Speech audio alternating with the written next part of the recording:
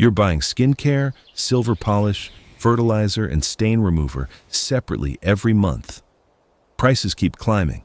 Here's what none of those companies will tell you. Gram for gram, the peel you're throwing away has more antioxidants than the banana you just ate. Here's what they really don't want you to know. Scientists already tested which banana peel tricks are real chemistry and which viral ones are complete nonsense. Grocery chains don't correct it. Confusion keeps you buying. Today, 10 of them. Checked against actual lab research. Number 3 exposes what's still sitting on that peel before it ever hits your kitchen. Item 10. The Teeth-Whitening Myth. Rubbing banana peel on your teeth. Probably the most repeated banana hack online. Here's what nobody in your comments will tell you. It doesn't whiten anything. Tooth enamel is hard, mineralized crystal. Rubbing fruit against it doesn't bond new minerals in, doesn't lift stains out. And bananas don't even have the enzyme people assume is doing the work. No papain, no protease.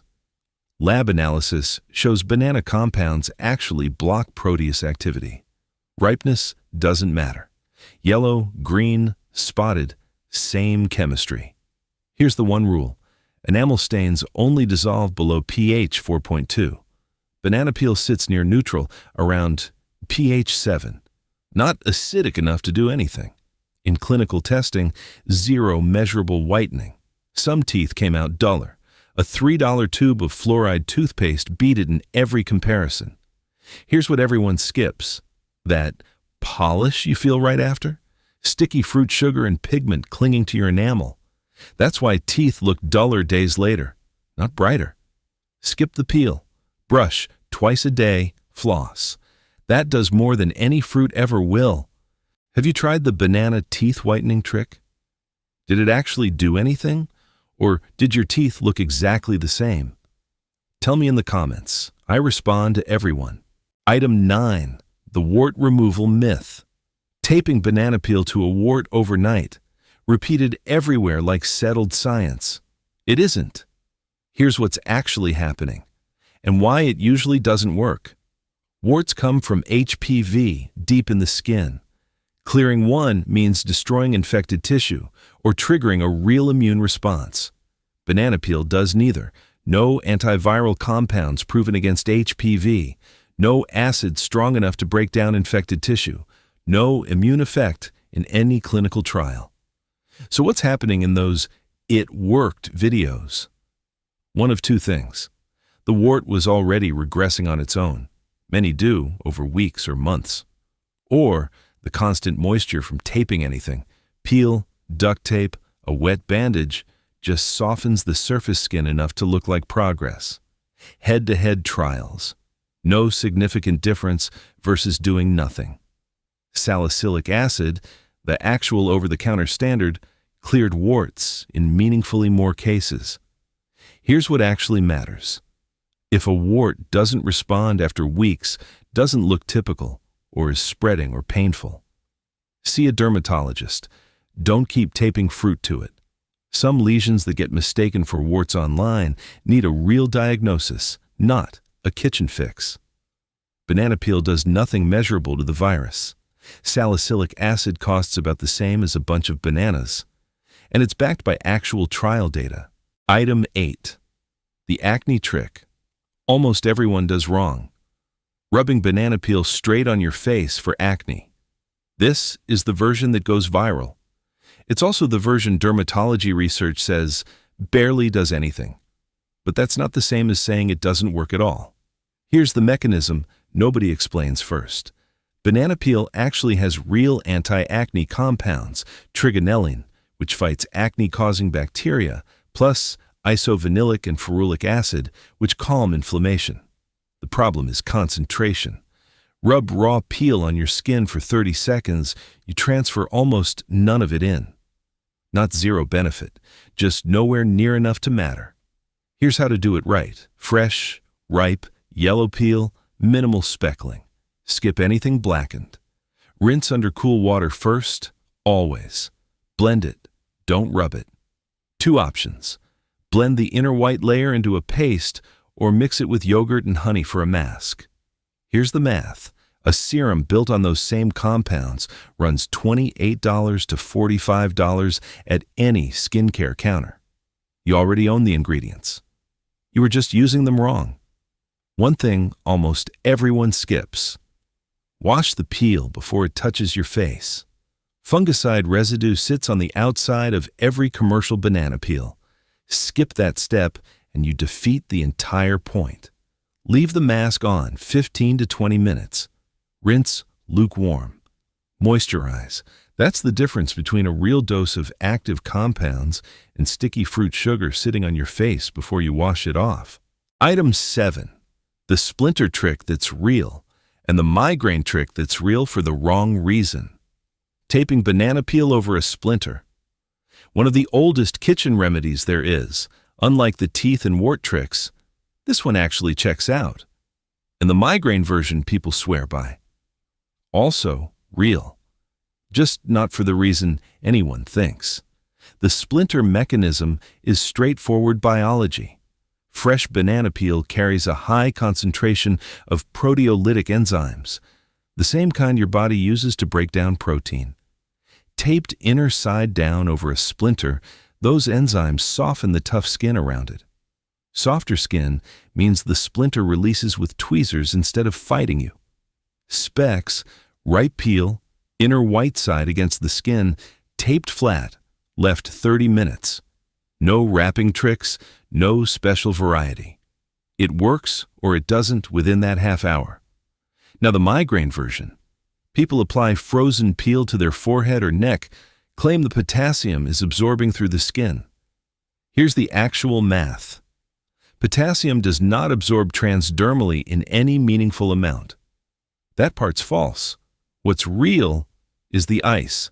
The relief comes entirely from cold. A frozen washcloth does the exact same thing. Vasoconstriction, numbing the nerves near the surface. The banana peel isn't the active ingredient. It's just a conveniently shaped ice pack you already had. Keep both tricks if you like them. The splinter one earns its place on real enzyme chemistry. The migraine one earns its place as a genuinely effective cold pack. Just stop crediting the banana for that second one. Any frozen object does the same job. If you've made it this far, you're clearly someone who wants to know what actually works, not just what's trending. This channel exists to separate real kitchen science from noise. Just what the research shows. Hit subscribe, turn on notifications, don't miss the next one. Item 6. Why burying banana peels. Around your plants might be hurting them. Burying banana peels in soil. Steeping them for banana tea. Some of the most repeated garden advice online. Here's what nobody explains first. Done that way, it can actively starve your plants instead of feeding them. It's called nitrogen immobilization. Soil microbes need roughly 1 part nitrogen for every 8 parts carbon. Raw banana peel is carbon heavy, nitrogen poor. So when microbes swarm to break it down, they pull nitrogen straight out of the surrounding soil. Nitrogen your plant needed. That's why fed plants near buried peels sometimes yellow and stall instead of thriving. Unfermented banana water is worse in containers. The sugar spike drops root zone oxygen below 5% within 36 hours in small pots. Controlled trials found treated pots hosted nearly 5 times more fungus gnat larvae than untreated ones. Here's the version that actually works. Chop peels. Ferment sealed, 1 to 10 peel to water ratio, 1 teaspoon brown sugar per liter. Burp the container weekly. Ferment 14 to 21 days. Dilute 1 to 100 before using. The payoff is bigger than most fertilizers post. In controlled trials, this fermented tea increased bloom frequency by 37%, extended drought resilience 1.8-fold, cut leaf margin yellowing by 52%. A bottle of liquid fertilizer with a fraction of that effect runs $8 to $15. Here's what almost everyone skips. The brown sugar isn't for your plant. It's food for the lactic acid bacteria doing the actual fermenting. Skip it and you're just making unfermented banana water with extra steps. The difference shows up fast. Instead of yellowing leaves and a gnat problem, compact, glossy new growth, blooms that come back heavier. The actual garden gold version. Not the one quietly stressing your plants while you think you're helping them. Have you tried burying banana peels in your garden? Did your plants actually respond? Or did you notice yellowing you couldn't explain? Tell me in the comments. I read every one. Item 5. The trick that fixes a scratched CD and the one that gets pen ink off your skin. 2 unlikely fixes. Same peel. No enzymes this time. Pure wax and solvent chemistry. Scratched CD or DVD. The inner peel is rich in natural plant waxes. Rub it lightly across the reed side, wiping outward in straight lines.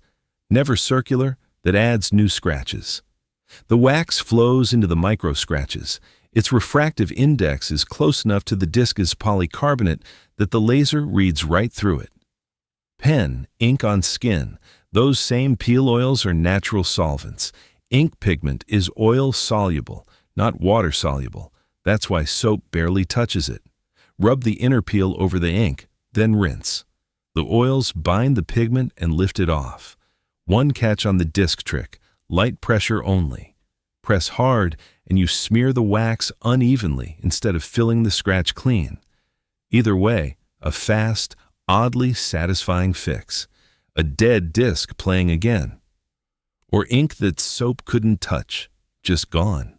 Which one are you trying first, the CD trick or the ink trick? Tell me in the comments.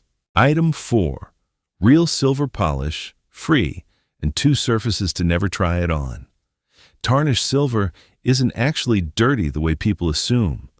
Once you understand what tarnish really is, this trick stops sounding like folklore and starts sounding like basic chemistry. Silver tarnish is silver sulfide, formed when silver reacts with sulfur in the air.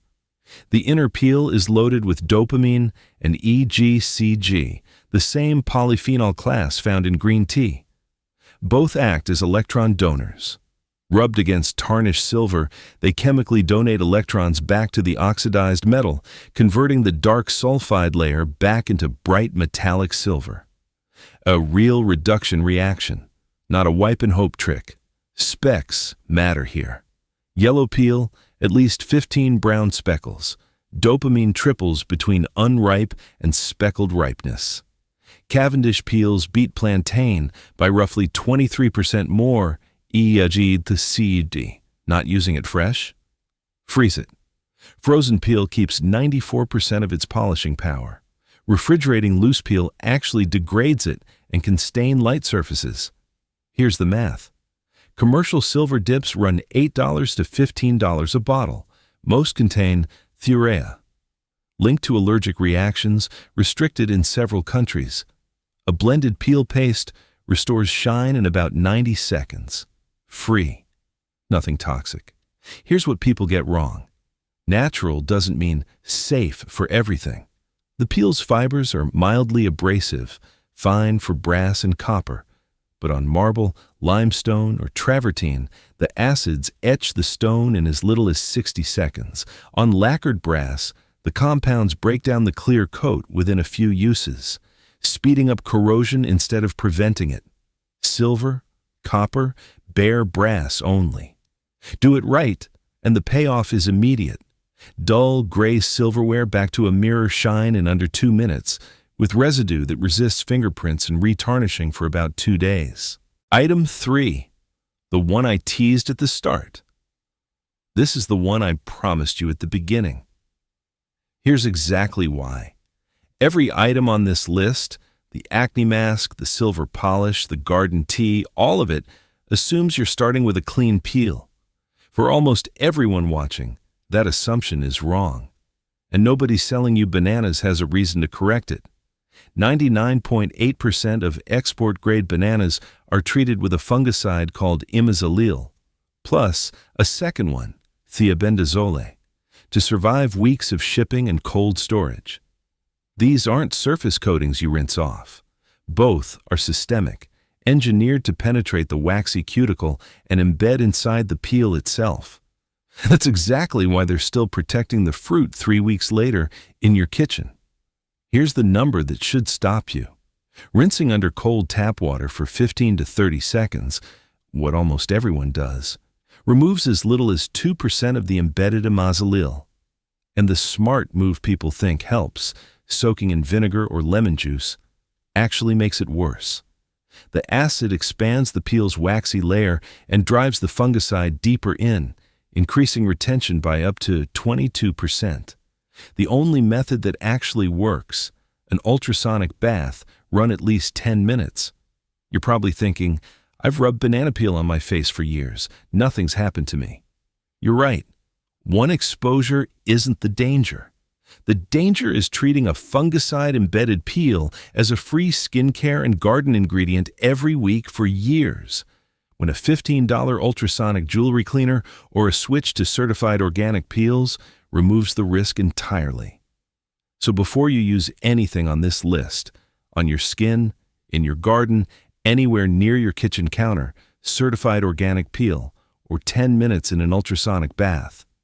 That's the one thing that makes every other item on this list actually safe. If this is the first time you're hearing that, you're exactly who this channel is for. No fluff, no products to sell you. Just what the research actually says before you put something on your skin or in your garden. Hit subscribe, turn on notifications, don't miss the next one. Item 2. The peel is being used to pull toxic metals out of water.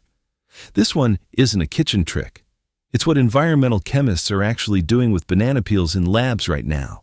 And it explains why just throw it away undersells what this thing actually is. The mechanism. Dried, ground banana peel is loaded with functional groups, carboxyl and hydroxyl groups on its cellulose and pectin structure that physically bind to heavy metal ions in water. Metals like lead and copper stick to that surface and get pulled out of solution. Same basic principle used in industrial water treatment sorbents, just running on fruit waste instead of synthetic media. The numbers are startling.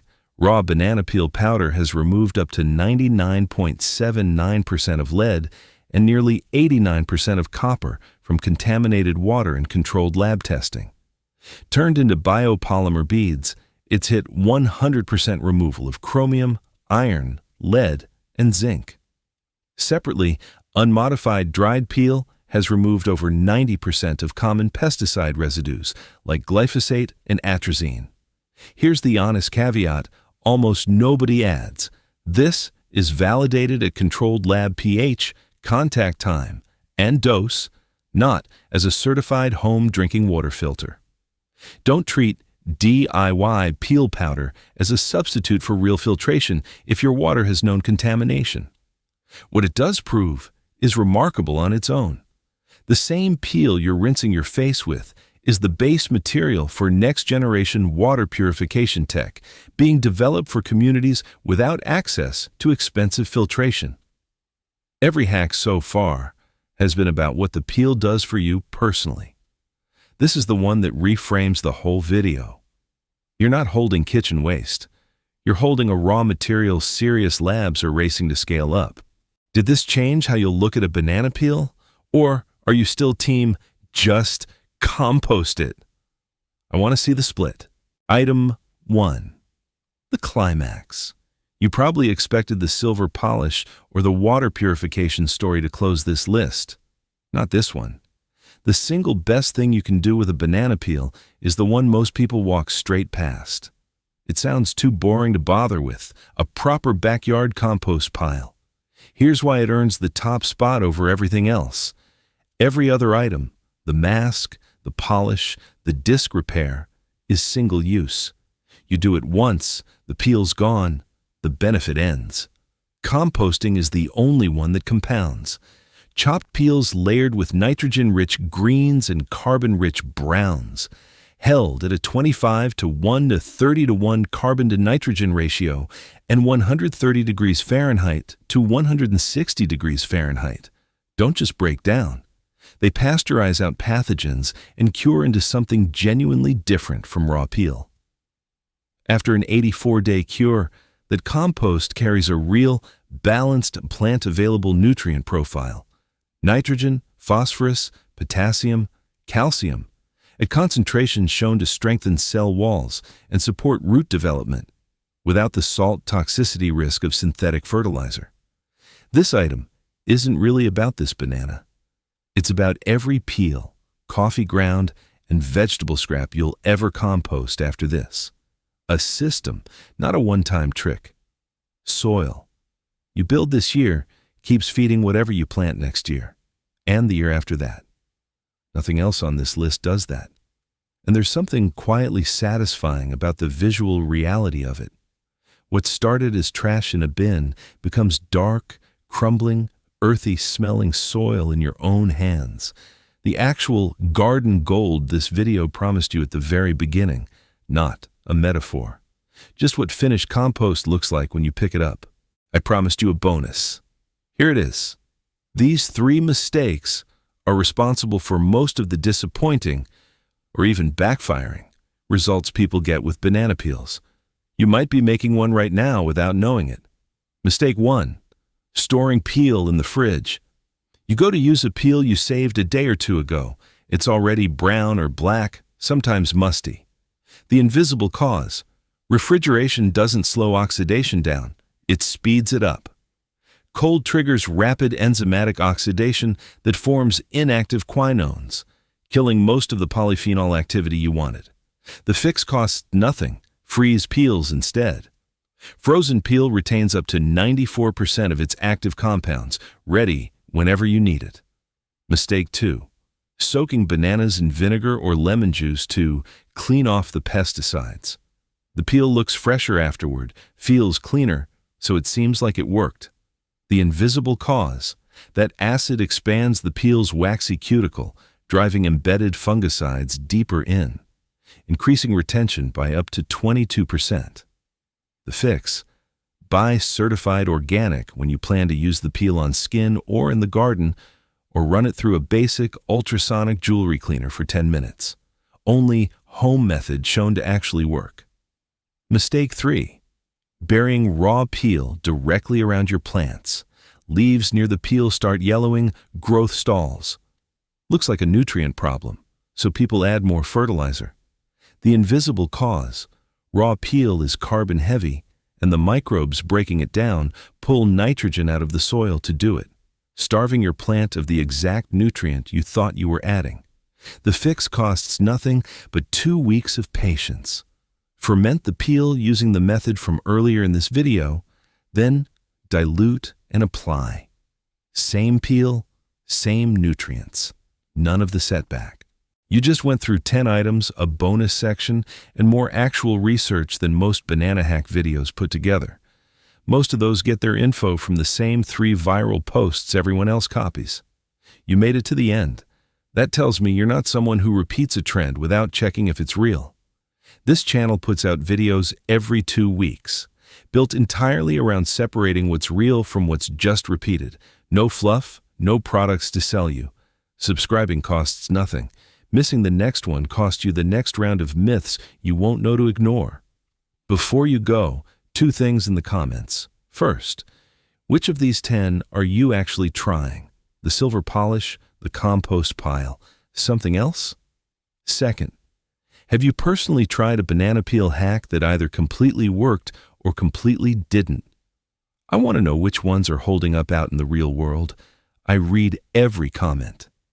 Now go grab whatever's left of your last banana, wash the peel first, then go make something with it. I'll see you in the next one.